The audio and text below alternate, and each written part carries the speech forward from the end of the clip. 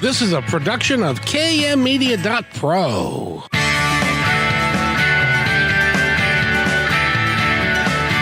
Welcome back to Positive Talk Radio. Our goal is simple: to explore evolving ideas one conversation at a time. So come on over into our world. I know you'll like it, because on today's show... Have you ever wanted to follow your passion and you just felt like, well, people were telling you, no, you can't do that. Go get a job.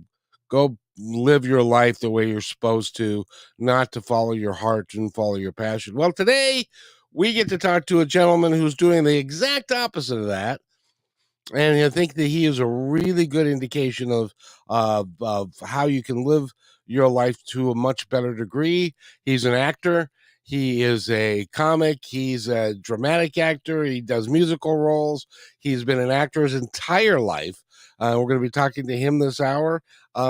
He's also an improv actor and has done that. He's working with our friend Jill at Left Coast Comedy. So we're going to talk to him in just a moment. But before we go there, it's Friday, Nathan. It's Friday, and the Mariners are playing, and it's going to be sunny. Yes, they are. Looking forward to a great game this afternoon. Hopefully they can pull it off and beat the very high-tier National League Dodgers.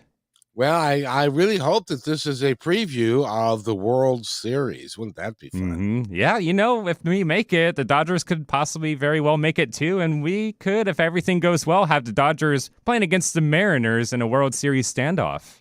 Which we would then we would lose our ranking as one of the only major league teams to never play in the World Series. Yes, we already broke that record of not making it to the playoffs last year. Let's break that record in the World Series this year. How about that? Exactly. By the way, I have to tell you that in 1977, I was there for the first preseason Mariners game. Ooh. In Kingdom. That's a great experience. I still wish we had the Kingdom back. I only got to go there once as a young child and really wish I could have better memories of going to that place because it was legendary. It was, and there was you could get so far back that you could touch the ceiling. Yeah, I've heard. Yeah, so it was great fun. And what's the weather going to be like for us? Are we going to do okay, or is it going to rain on Sunday? Of course, the Mariners are out of town, so it doesn't. Or the Seahawks are out of town, so just a slight chance of rain going into Monday through Sunday night. But other than that, just kind of partly cloudy skies and temperatures in mid-lower 70s. So pretty pleasant out there. And I got to ask you, because we're talking, and I don't know that I've ever asked this of you before, but doing what you do for a living, you work for KKNW, and you're a producer, and you do all of these things, rather than follow the normal thing that you're supposed to do and go get a regular job. Be a surgeon in the medical industry is what you're saying? Or be a bus driver or something like that. But you've been doing this, and this is kind of your passion, and you've been doing it and things broadcast related for a long time. What got you started doing that, and why did you choose to follow your passion? See, originally I wanted to get into music. I always loved playing the piano growing up, and I wanted some sort of career around sound, so I got introduced to studio production. And long story short, as I was taking the studio music production classes, there was a quarter that wasn't offering them when it was time to take the advanced courses. So I took a basic broadcasting class and immediately fell in love with all the engineering and the aspects of the industry and decided to change my focus from studio music production to broadcasting. Have you ever thought about getting in front of the microphone full time? You've got a voice for it. You're smart. That is a dream, and I'm working my way. Good for you. Speaking of the Mariners, do you know who Gary Hill is? I do. I've actually worked with him a few times in the past here. He does the UW women's basketball games. Yeah, and he is now a broadcaster when I met him the first time, he was the board operator for Martha Norwalk. Mm-hmm. And he did that for like 5 or 6 years. But the whole time he was preparing for his now career with he gets to travel with the Mariners, and he really does a really good job at play-by-play. Oh, for sure. And I run Martha Norwalk's show now, and she'll tell me stories about what he's done in the past. And we have about like 5 or 6 computer screens in front of us. And while he was running her show, the rest of the 5 screens would be all sports reports, and he'd have a notepad taking notes and really preparing himself to get into that aspect of the business. So there again, that's another guy, another role where people would say, Gary, the broadcasters for the Mariners have been there, like forever. Mm-hmm. And I forget his name. Thinking about Dave Niehaus and Rick Riz. Yeah, Dave Niehaus and Rick Riz. They've been there forever. Your hope of being able to be a broadcaster for the Mariners, forget about it. Forget about it. You can't do that. Go get a real job, because they're going to be there forever. Well, sadly, Dave passed away. And Rick Riz has been doing this for 40 years, and so they've got a couple other guys, and then Gary got hired by Cairo to do the sports channel, to do the pre and post game, and to run the board and stuff. And so he paid his dues, and he did all that. And then they said, "Hey, you're pretty smart. You have been studying statistics for years and years and years, and you know a lot about baseball. Why don't you get behind the microphone a little bit more?" And he did that, and now he travels with the Mariners, and he's one of the broadcast guys. Those small roles, I'll tell you, are really impactful for getting into the industry. I mean, it gets people to know who you are, and when they have a need for somebody, you're the first on their list because they already know you and you're involved with them somehow.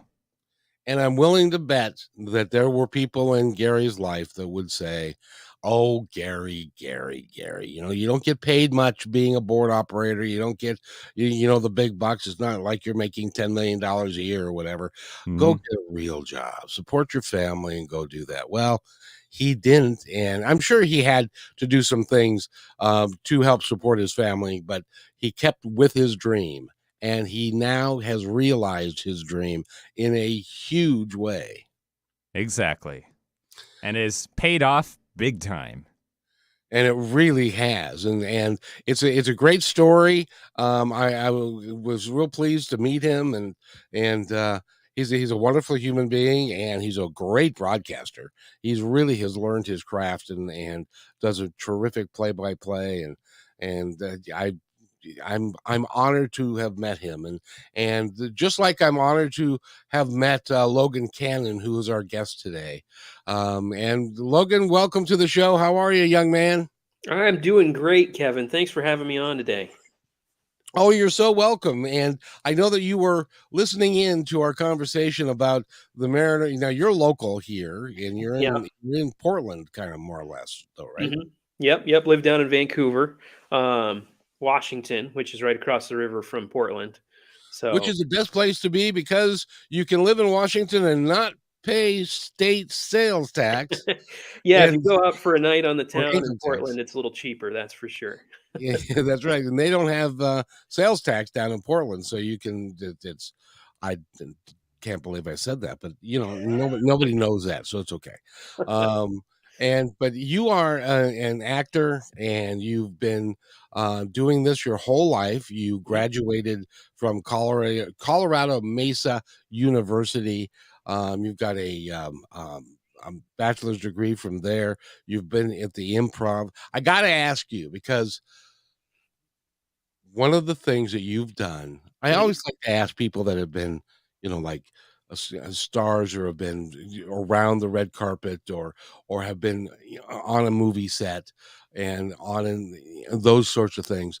One of the things I haven't had a chance to talk to anybody about is you worked at the Comedy Store with a group called LA Connection Improv. Mm-hmm. And what is that like? Because the Comedy Store in LA is really world famous. Where Robin Williams was there. Yeah. All of them were there at one time or another.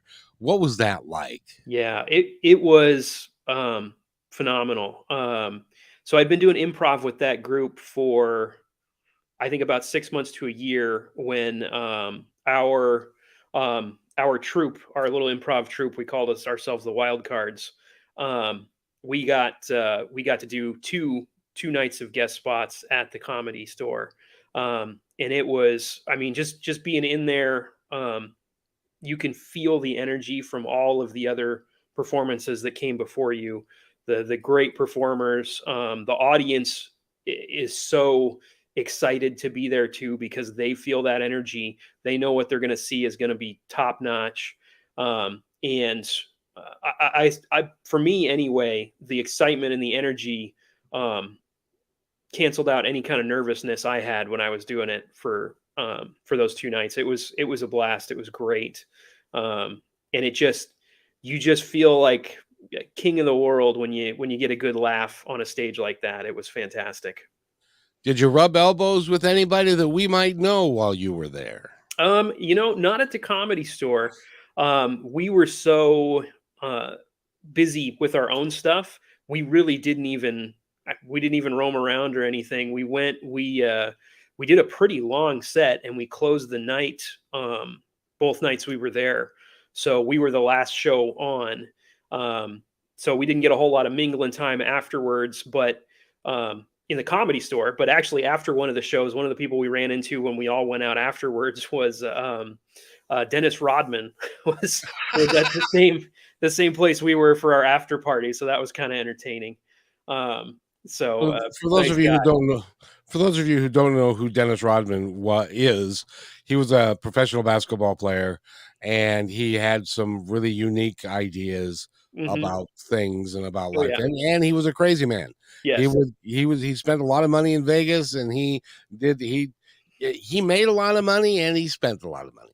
Most certainly. Yeah. Yeah. And he was just as weird in person as you would think. He was wearing a pink boa and a fishnet shirt, and but he was very polite, very nice to us. So it was a good time. A pink bow. Yeah. Yeah. And he's like 6'9", wearing a pink boa in a little bar at an after party. So he kind of stood out. I would guess so.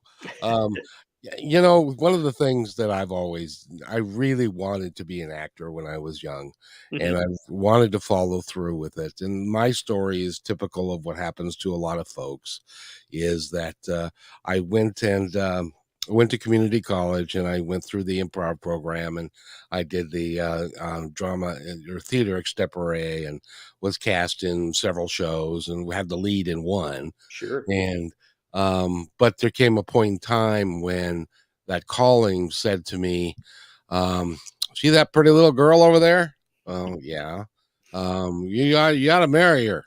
Well, okay. And then you gotta go and go into management, and then you've got to make some money so that you can have a house and get some kids and get a dog and a cat and stuff. And then that took all my time for the next 25 years. And so I lost my ability, and because I was, I was a traditionalist.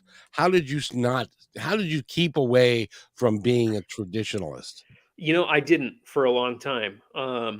When I graduated from college, I ended up for a couple of years in Oregon with my partner Amanda, who I'm still with, um, and she finished up her grad school up there, and then we moved to LA at that point. So I was a couple years out of college when I moved to LA and started doing the acting, but I couldn't I couldn't shake the responsibility like you. I couldn't just dive in and leave all of the financial stuff up to her. I couldn't bring myself to do that, even though she was willing to work with me and we could figure it out and do that. Even at that point, um, I couldn't allow myself to do it. That sense of responsibility to pay the bills was Yep. so much that I ended up getting a full time job, even though my intention was to get a part time job. I ended up with a full time job there. I was able to do the improv. I did several films. I did a TV pilot. I did a lot of stuff when I was there, but so much of it I had to turn down because I was afraid of losing that day job. And we ended up back up here. Gosh, I think we were down there for about 5 years, and we ended up back up here in Oregon and then in Washington. And again, I couldn't shake that responsibility. So I always felt I needed to have a full-time day job to pay for things and do things. And actually, the end of last year, Amanda was in a new job, and my job was really tough mentally, and it didn't allow for me to do any acting at all, basically, with the last job I had, which was at a police department doing records. So Amanda, we talked about it, and literally the whole time I've known her, which is since junior high, I've known her. I've Oh, always wow. said I just wanted to act. And she's like, "This is your time. You need to do it." And so I did. Beginning of this year, I quit my job end of last year, and beginning of this year, since January, I've just been full time acting, and it's I can't tell you how much better I feel about myself and life and everything. I finally feel like I'm doing what I was supposed to be doing, and it feels amazing. It's been fantastic to just be doing that and diving in and bringing joy to other people with the things I'm doing, and it's been great. Well, the first thing that I would like to do is I would like to congratulate Amanda for being one hell of a woman. She's amazing. Yeah, she's absolutely incredible, and has always backed me up. And the biggest factor holding me back, like I said, was my own sense of responsibility of I can't take this dive just for me. I felt so much responsibility to everybody else. And what I've realized this year is by doing what I really want to do, I'm I'm better for her. She enjoys being around me more, and I have more to give to her, um, emotionally and mentally than I ever did before. So And I'll bet you take out the trash and do the dishes a lot more than you used to. exactly, yeah. I always did most of the cooking because I love to cook, but she did so much of the little stuff, and now I'm able to do that for her more often, which is good. That's a perfect deal, and I mean, in my situation, it didn't work out that way because my significant other could not command the type of money that we needed for the mortgage and for the Yeah. kids and all that Mhm. kind of stuff. So I had to continue doing what I was doing until I ran into radio, and well, the rest is kind of like history. So here we are. Absolutely. And I hope, and the way things have been going this year, it seems like there's a pretty good chance. I hope to, make a living, as they say, as an actor. And I got to say, it's been ramping up a lot faster than I expected it would, because I had about a 6 year gap with that last job where I couldn't act at all when I was working for the police department. It just logistically didn't work out. Um, so I was really afraid that would have just killed it and nobody'd ever want to see me again. But it hasn't been the case. I've been acting a lot this year, and I love it. Well, that's good. That means that you are destined. And the reality is, I think, and you tell me, but I think when you are male and you're in the acting profession and you're a little older, a little more seasoned, you have a lot more breadth of parts available to you. Is that be true?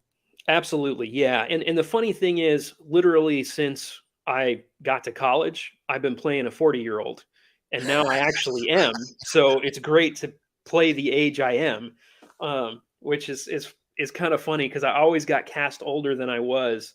And I think now that I have lived that 20 years in between, not only can I be cast as that part, but I have a lot more to bring to it as far as what my life and my own experience has to bring to a new character, which is great.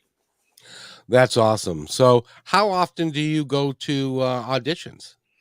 I have had well, that's another interesting thing. So since the pandemic, prior to the pandemic, and especially when I lived in LA, if you got a call for an audition, it was usually like, we need you there this afternoon or forget about it kind of a thing. And you had to physically go there. Since the pandemic, almost all auditions are now self tapes or Zooms. So you rarely have to go anywhere unless it's a callback or something. So that's changed a ton. And that's allowed me to do, I mean, I've probably averaged 2 or 3 auditions a week since like February. Oh, congratulations. Thank you. That is really awesome. Yeah. Do you know who John Edward is? Not sure. He's a psychic medium. Okay. and he did the show Crossing Over and other Right. shows, Mhm. and he's world renowned, and Mhm. he travels all over the world. Well, he's got a daughter, and she is an actress, and so she's been cast in a couple of, and I'd love your opinion on his take on this. She's been cast in a couple of major motion pictures. You probably would recognize her if you saw her, Mhm. and but he has a unique way of saying this to her. He says, "You're not going for an audition. You're going for an interview, because an interview means that you you may be a round peg in a square hole because you're too short, you're too tall, you're too skinny, you're too fat, or whatever, rather than um, rather than looking at it and taking it personally, that when you audition for something and you don't get the part, that there's something wrong with you. His attitude is, there's nothing wrong with you. You're a beautiful human being and a beautiful person, and you can fit a certain part, but you're not going to be, you can't be, if you're a young man, you can't be, I don't know. Well, if you want to be Dennis Rodman, you have to be somewheres around 6'9" to play Dennis Rodman. A short, fat white guy like me would never have a shot at playing Dennis Rodman. Does that make so? But we have to look at it that way more so, don't you think? Exactly, exactly. The way I kinda like to think of it, is what you're going for at an audition, is you're going to see if you fit into the canvas that that director, producer are painting. And if they're painting, Van Gogh's Starry Night, and you're Jim Lee's Captain America or something, you're not going to fit into Van Gogh's Starry Night if you're a comic book. But if they're casting a comic book, you're going to be just right for it. But if you happen to be Van Gogh side of art, you're not going to fit into that comic book. So it it's not that there was anything wrong with you. It's literally just they're fitting the puzzle together. They're choosing the paints they want for their vision, and you just don't fit into it, and that's okay. It's You're not for everything. Um, so yeah, I very much agree with what he would say to her, is that it's never that something's wrong with you. It's always that you just don't fit into the overall vision this time, and that's totally fine. So yeah. But when you do get the part, we auditioned for Taming of the Shrew Hmm. when I was in college, and and we all the whole group, there were like 30 or 40 of us, and we all were going for Petruchio or Kate or and that sort of thing. Well, it is a great honor when you, and he said that he was going to put it on his phone, who got what part, because he did it over the weekend. And so it is a great honor when your name is called next to the character you wanted to be, which in my case was Petruchio. Yep. And so I got to play the lead in that. My girlfriend at the time didn't think that was a very good idea because I had 50 pages of dialogue that she had to go over with me, and it was Shakespeare and Yep. stuff. So, but still, it's a great honor when you get picked for a role, isn't it? Yeah, absolutely. I mean, it's the top of the world every time. And I mean, I've, I've played the lead in plays and musicals and movies and short films, but I've also been just as happy to be guy in background number 3. Hey, I'm glad I fit into this and I get to help bring this vision to life. It's so much fun. So, yeah, it's the old adage, there's no small parts, only small actors. Um, is very true, and I think the small actor comes in and not being happy to just be part of bringing something to life, because that's what it's all about. It's about bringing that, whatever that vision is, to life and being a part of it, no matter how small or big that part is. I learned that because of that part, because I did Taming of the Shrew, which was a huge thing, and Yep. it took forever. And learning and by the way, it's Shakespeare, so you can't ad lib your lines very well if you forget what you're doing. Nope. So you have to know it word for word and know what each word means. But prior to that, I did was Lazar Wolf the Butcher in Fiddler on the Roof, Hmm. which is a medium-sized part. He had Yep. one basic scene but that was for me was much more fun than having the entire production resting upon whether or not I knew the lines. So like, thus I have politically begun my reign. 'Tis my hope to end successfully. My falcon is now sharp and passing empty. That's all I remember from the whole dang thing. Anyway. That's okay. At least you remember something. That's great. I remember in fifth grade, I got a part in this little. I don't even know what it was. Some I made up little fifth grade play thing that we did at the end of the year, and I had one line. I still remember the line because it killed. The whole audience died. The line was, "Hey, hey, hey, a girl, is she cute?" That was it.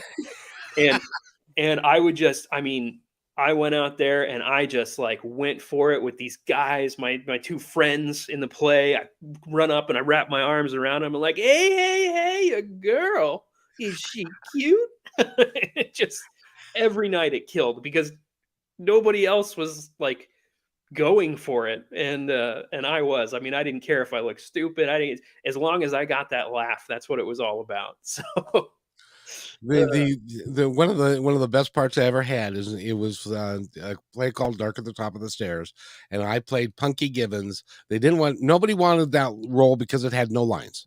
mhm, But it was a very physical part, and it was a part that had a lot of meat to it because he was too shy to talk.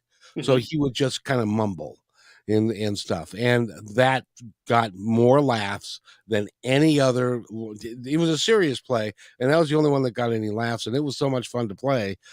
So it doesn't matter.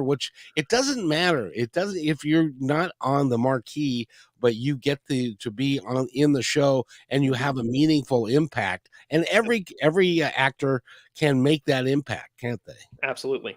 Absolutely. And if you're there and you're putting everything into it, it will just make everybody else better too. Um, if you're giving as much as you can to the character, everybody else that's in the scene with you or in the movie or in the play is just going to be better for it because they can build off what you're giving and you can build off what they're giving, and it's such a good feeling and experience, and it's so much about teamwork even in a scene by yourself where you're the only person, which happens a lot in like film or like on stage if you're given a monologue or something. it There's still so much that you're feeding off, whether it's the audience, whether it's the 35 people that set up that shot and the guy behind the camera and the woman running the focus on the camera and the boom operator. There's all these people that are there and they want you to succeed, and you can just pull all that in and use it to make everything better, which is great. It's great to be part of that team. Like you were talking about sports earlier, I'm not a big sports guy. My sport is acting, and I think so much of acting is just as important, to know your team and to work with your team and to feed off your team and feed your team as well. When you are doing a show and you're doing a play, you're with these people every day for 6 weeks or 2 months, Hmm. and if there's a certain camaraderie that comes with it that doesn't happen anywhere else. The only time that happened with me on a football field, it happened with me in the acting, in the green room when Yeah. everybody's there and everybody's excited about the show and we're going to have a great show, and then you have a great show, Yep. and everybody's proud of each other for the contribution that each person makes. It is, if you haven't done it, do it, please. Highly recommend it. Yep. It is definitely an experience everybody should have in life. It's amazing. Now we're talking with Logan Cannon. If you want to audition him, he's a good-looking man in his early 40s, and he can play anywhere from his mid-30s to his 70s. So do that. But we're going to come back from this break, and when we come back, because you are a professional improv actor, I want you to talk about the necessity, in my opinion, the necessity for everyone to take an improvisational acting class because it has so much value. in so many ways. So we're going to tackle that when we come back. So stay with us. You're listening to Positive Talk Radio right here on KKNW, 1150 AM. Hey, PTR loyal listener. First, thanks for being in my dream. And second, I have a new concept in business to share with you. It's called socialpreneurship. So, what's that? Well, it's the idea that any company designates all profits beyond expenses to be awarded to a local or international charity or project which is working to achieve good in the world. KM Media is such a company. We believe that it's important for us to give back whenever possible and to make great things happen. So I hope you'll join us in creating this new business model that will positively impact all of us. In the next few weeks, we will lay out the plan and begin our fundraising efforts. So stay tuned for more details right here on Positive Talk Radio.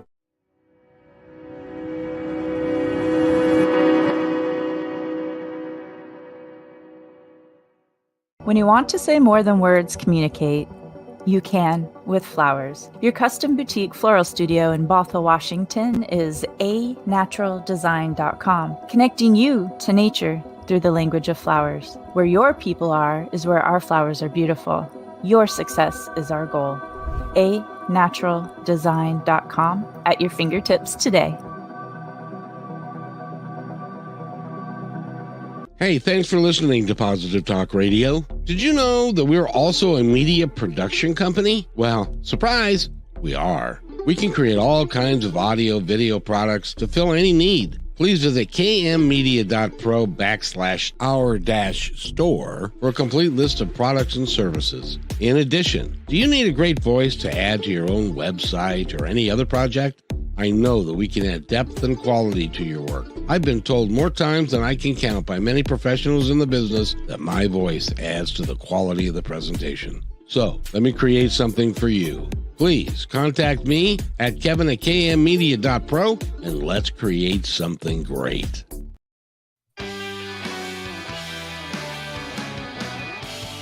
And welcome back to Positive Talk Radio. It's 12:35 on a Friday afternoon.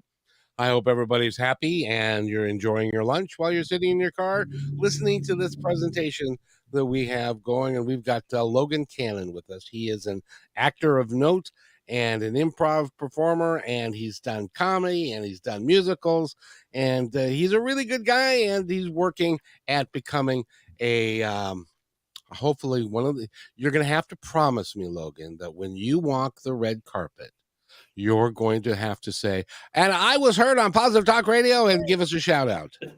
How about when I walk the red carpet and people actually recognize me? Because I did walk the red carpet once, but nobody cared. That brings one down to earth, doesn't it? Yeah.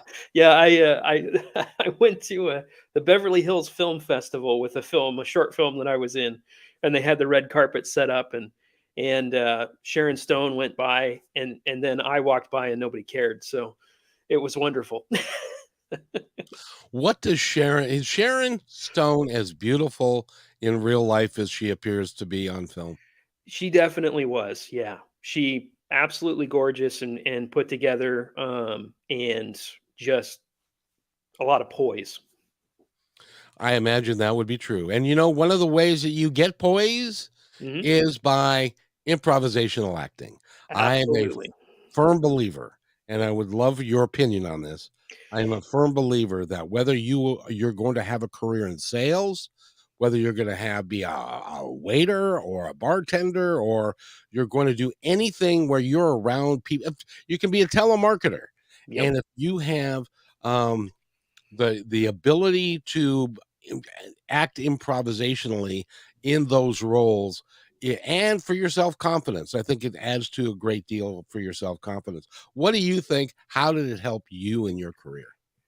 Well, it the cliche phrase of the yes and is the way I like to think of it, and the way I think it helps everybody is, first off, you got to listen. You got to hear and listen, with your eyes, with your mind, with your ears, what the other person is bringing.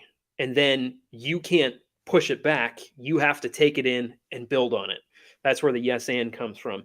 And I think as far as like in business and with jobs that I've had since I did improv, a big thing that it allowed me to do was be able to go with other people's ideas, not just say, hey, my idea is the best and we have to do it. But if somebody else throws in an idea, I'm not going to step on it. I'm going to grab that idea and I'm going to add to it and I'm going to run with it, because that's what improv is about. It's not just your idea, it's everybody's idea, and you have to work to bring it together. And that's what makes the best improv scene, is being able to take other people's ideas and add yours to it. And then it's like adding flavors to a soup. It just gets better and better.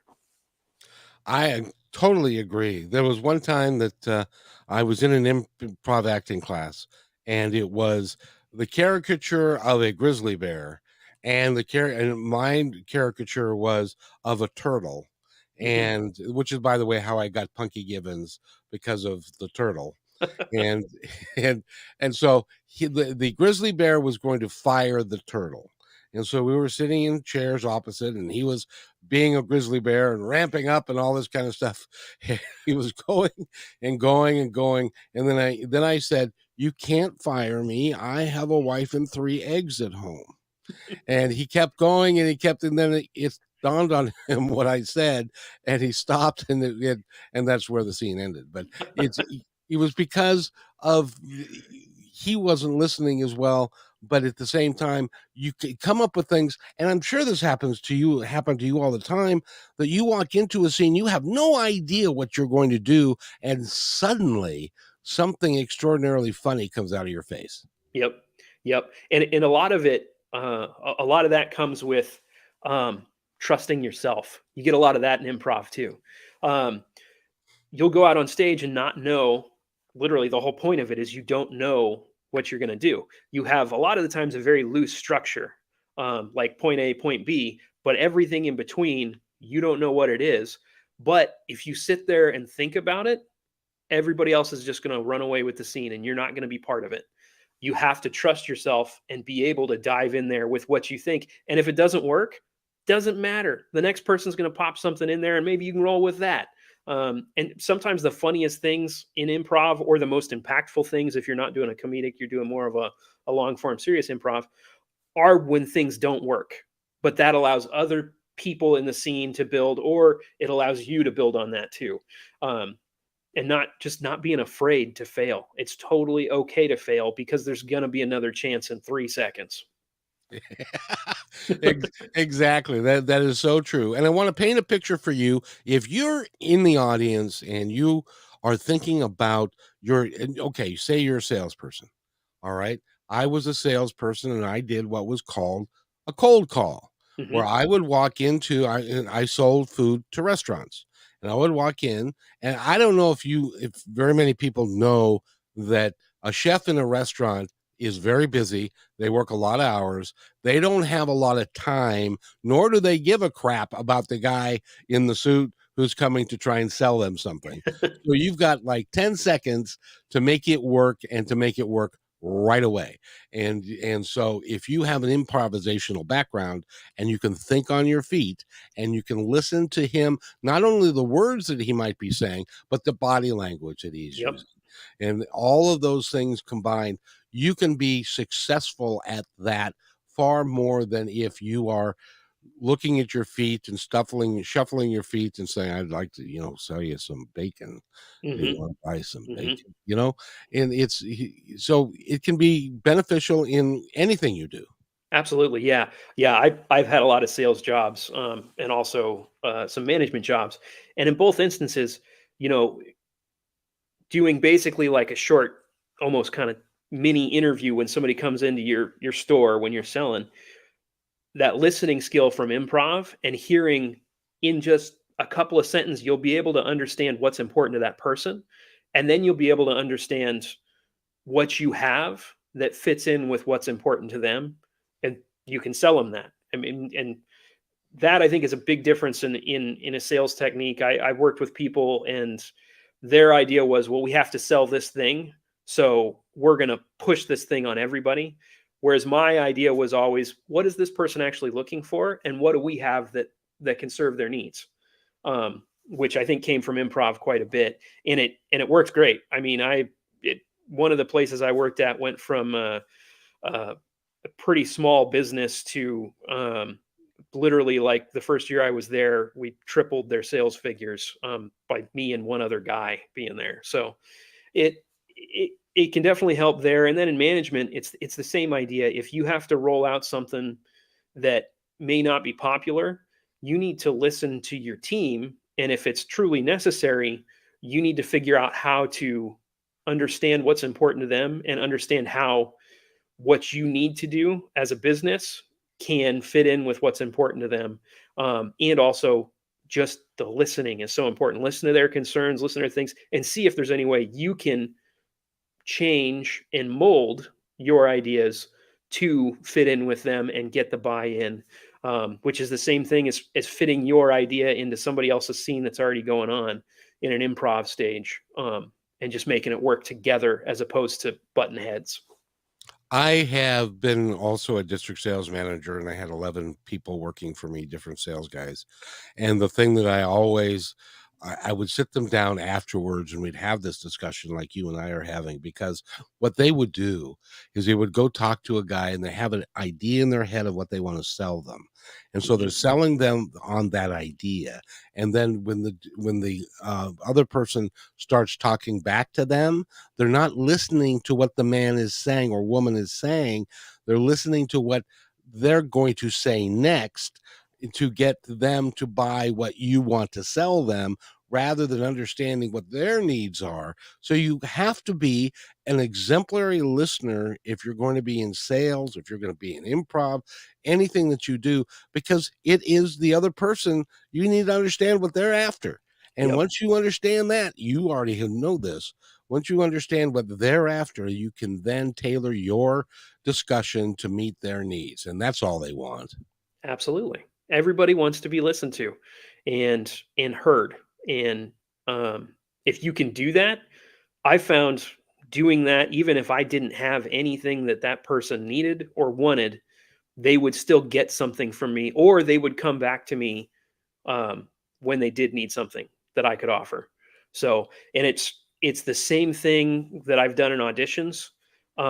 If I'm open to the direction that's given to me, even if the way I read the script, I feel the character should be played completely different, I'm not going to resist the director's, direction. I'm going to do it exactly what they asked for and try and bring as much as I can to that. And I can't tell you how many times that they've said, hey, let's have you do this other part, or they've brought me back in for something else that I didn't get the first one. It's listening to what they want and being a part of that team. That's going to bring you back in the room later on as an actor or anything else you're doing in life. So if you don't listen well and you're resistant to how somebody wants you to react, like in acting, if the director says, I would like you to do it this way, and you're resistant to that, I'm sure that you get a one-word answer, which is, okay, next. Yep, exactly. Yeah. Yep. And if you've already got the part and you do that, you're not going to be working with that director again. They're going to be resistant to having you in their films later on, which, there's been a lot of big actors that had very short careers, from what I've heard, because they're difficult. And there's been a lot of other actors that have had long, long careers, even if they never had big roles. Everybody likes working with them. And I want to be one of the people that people like working with, and I want to help them be better so that they'll help me be better. And you know what happens when you do that?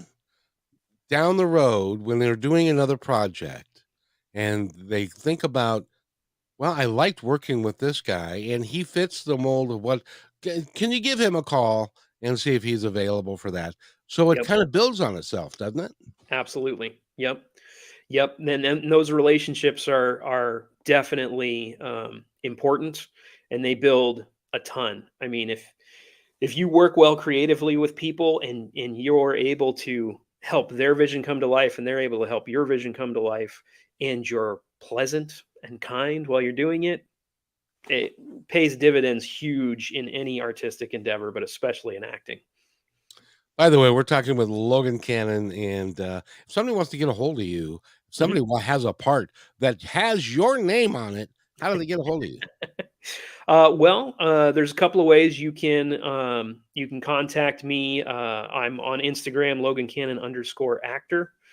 I also my agent's website is actorsinaction.com, and you can find me on there in the list of guys. You can contact me through my agent as well.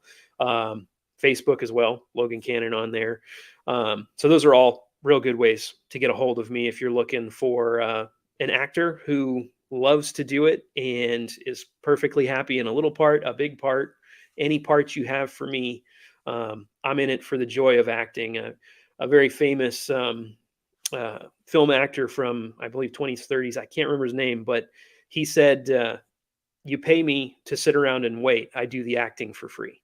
And that's very much how I feel about it. I love the acting part of it. Sitting around on set is what you're paying me to do. You're getting the acting for free. It is so interesting because most of us have never been on a movie set. So most of us don't know what actually goes on and how much time that you are there waiting for. Oh, I have a good friend that what she does is she is the model who stands in for the star, quote unquote, while they're setting up the lighting and setting up the shots and all that, so that the actor can be in their trailer having a cup of tea and enjoying themselves, and she's out there for 3 hours sweating and trying to get that right, and so that the actor comes out and they do the shot and it's done. So but there are all kinds of roles like that, but she loves what she does.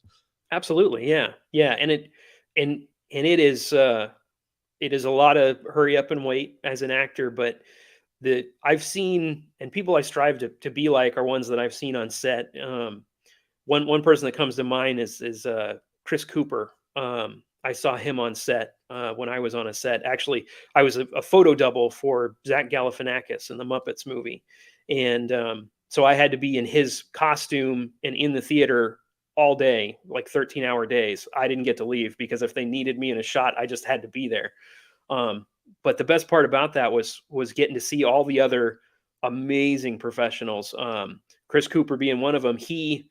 All of the scenes that he filmed while I was there, when they turn the camera around, a lot of other actors that I have seen on set will do what you just said. They'll go back and drink tea in their trailer.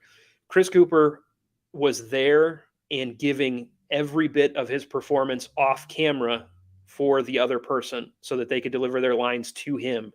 And he knew everybody's name. He was super kind and he was just on point. And if the director gave him any direction, he said, "Thank you." And he just nailed it on the next take, exactly what they asked for. So that was great. And also the puppeteers on that, just how hard those puppeteers worked and how uncomfortable their positions were and things. They were amazing to see. So yeah, seeing that kind of dedication, and that's what I strive for. I want to be that guy who's on and ready and respecting the hard work that everybody else has put in. When I get in front of that camera, I want to be prepared and I want to nail it because everybody else has done their work already and it's my turn to fit in. Do you remember the movie A Few Good Men? Yes. And the scene with Jack Nicholson at the end, he did exactly that. He sat there and when he was feeding other people lines and he was off camera technically, a lot of times they'll have a script person or somebody will feed you those lines. He fed them exactly the way that he ended up doing the final performance. And for those of you that don't remember him, it's truth, you can't handle the truth. That was the big one out of that. But that's a professional. And that's what somebody that really cares about their craft and really enjoys what they do. And you can do so much more, regardless of whether it's acting or being a carpenter. If you work hard and do the best job you can, I would encourage everybody to do that. It's important. It's called being a professional. So I really enjoy our conversation. This has been a lot of fun. Yeah, it's been great. Anything else you'd like to talk about before we have to wrap it up? I don't know. Actually, a short film I just did called Male Members Unite. It's a short comedy film I did earlier this year with Vincent Truman. It just won Best Comedy at the Snohomish Film Festival. So if you want to check out Vincent Truman's YouTube channel, you can watch that film. It's pretty funny. I'm in a couple of his on there, so it's a good time. I highly recommend that. It's good for a laugh. Very nice. And your YouTube again, or his YouTube is? His YouTube is just Vincent, Vincent Truman, Truman. And my YouTube just pretty much has a bunch of unlisted videos for auditions that I've sent, but there are a few short ones on there if you want to see some clips of me. And that's just Logan Cannon on YouTube. There's a few of them, but if you look up there, you'll find one with my picture. So. Well, and on your website is also Yep, a there's a link YouTube of the Goodbye Girl. Yep. I have a scene of the Goodbye Girl on there. Yep. So yeah, actorsinaction.com. You can look me up on there, and follow that link to that, and yeah, enjoy seeing me. And by the way, you were every bit as good as Dreyfus was in that. Well, thank you. I appreciate that. Dreyfus is amazing. So thank you. Also understand he's one of those difficult ones, but that's yeah, I hear he's pretty intense. so you did a great job with that, and I really wish you a lot of good happens for you, and including Left Coast Comedy, which is Jill's group, and you're part of that group as well. Yep. And you've done a couple of films with them. Yeah, and hopefully the one I wrote hopefully will be premiering soon as well. So look out for that one. It's called Young Jedi. So. Oh yeah. They were talking about that, and also, and I have to give you your brother a little shout out. Oh yeah, he does comics and he's an illustrator. His name is Tyrell Cannon. What do your parents think of you guys being in the arts and so doing so well? They have always been supportive of all of our artistic things. My mom and dad are both very artistic. They both sing. My mom plays piano and things. She's also a phenomenal artist. She's doing a lot of painting now that she's retired. And my dad, always been artistic. He did carving and things over the years, and his current artistic endeavor is he carves on emu eggs. We've had emus for years and years and years, and emu eggs are dark green, but the deeper you carve, they go to a light blue and then to white. So you can do some phenomenal, just beautiful work with that. So they've always had those kind of side passions. And again, that sense of responsibility for them, they always worked really hard at day jobs, but they always had fun and art going on too. And they're super happy that me and my brother are able to do our artistic passions full time. So they love that, and they're very supportive, as are my other older brother and sister as well. So I got 2 brothers and a sister, and they've all been very supportive. And I would just like to suggest, if you is a parent out there and you've got a child who is exhibiting signs of being an extrovert and wants to go play and loves to sing and loves to dance around the house, feed into that, give them that passion. Absolutely. And you can actually pick up my brother's first Image comic book at pretty much any comic book store. It's called The Schlub. And that's real good. So I highly recommend that, and keep an eye out on his work too, because we actually write comics together. So you can get a couple of comics that I've written with him and he's illustrated on his website, tyrellcannon.com. tyrellcannon.com. It's awesome. I want to thank you for being here. Thank you. It's been great fun having you on Positive Talk Radio. What do you think? How did we do? I think we did great, Kevin. This has been a blast. I really enjoyed it. Well, I'm so glad that we were able to get you on here. I love the arts. I love people that are brave enough to go and do what their heart tells them to do. Yeah. Yeah, it's definitely the greatest thing you'll ever do, in my opinion, is to follow that passion. I feel better now than I have since I was in college and doing 4 shows at a time. It was great, and now that I'm in that mode again and just acting all the time, I just feel so much better about life. Your home life is better. Your blood pressure is better. What's not to like, you know? Exactly. So again, we've been talking with Logan Cannon, and we're going to be back, by the way, at 3:00 on Kixie with another great episode. I hope you'll stay here for that. And by the way, be kind to one another, because each other's all we've got. We'll see you at 3:00 on Kixie.